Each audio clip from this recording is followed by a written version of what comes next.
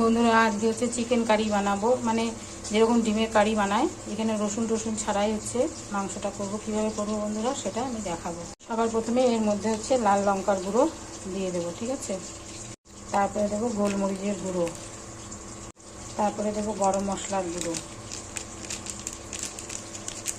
ঝুট ঝামেলা ছাড়াই এই রান্না। এখানে দেবো হচ্ছে এই যে মিট মশলা, এটার গুঁড়ো দেবো, ঠিক আছে। দেবো লবণ, দেবো হলুদ, দেবো পেঁয়াজ কুচিয়ে, পেঁয়াজ একটু বেশিই লাগবে। দেবো কাঁচা তেল, সর্ষার তেল এটা, ঠিক আছে। মিক্সিতে একটা মশলা করে নিয়েছি বন্ধুরা। এখানে টমেটো আছে, কাঁচা লঙ্কা আর হচ্ছে অল্প আদা আর গোটা জিরে, এটা দিয়ে হচ্ছে এই মশলাটা করে রেখেছি। এই মশলাটা কিছুটা দেবো, সবটা দেবো না। এখন এটাকে সুন্দর করে মেখে কিছুক্ষণের জন্য রেখে দেবো। মাখানো হয়ে গেছে, এখন এটাকে ঢেকে রেখে দেবো। চিকেন কারি করার জন্য কড়াইতে তেল দিয়ে দিয়েছি বন্ধুরা। তেলটা একটু গরম হবে, তারপরে ফোড়ন দেবো। চিকেন কারি ফোড়নে দেবো হচ্ছে গোটা জিরে, শুকনো লঙ্কা, তেজপাতা, এলাচ আর লং, ঠিক আছে।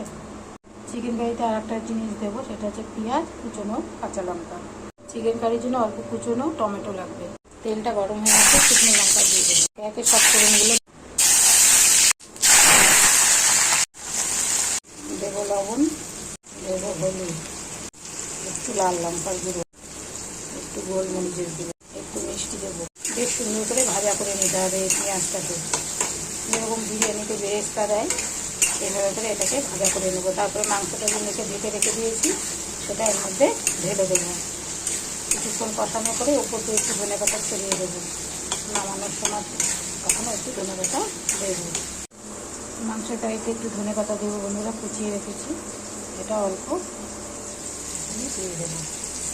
চিকেনটাকে যে মিশিয়ে রেখে দিয়েছি সেটা এখন দিয়ে দেবো। এটা অনেকটা ভাজা ভাজা হয়ে এসছে, তেল ছাড়ছে।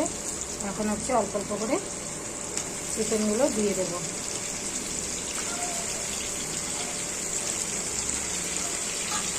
দিয়ে ভালো করে কষিয়ে ঢেকে রেখে দেবো, ধিমা আছে।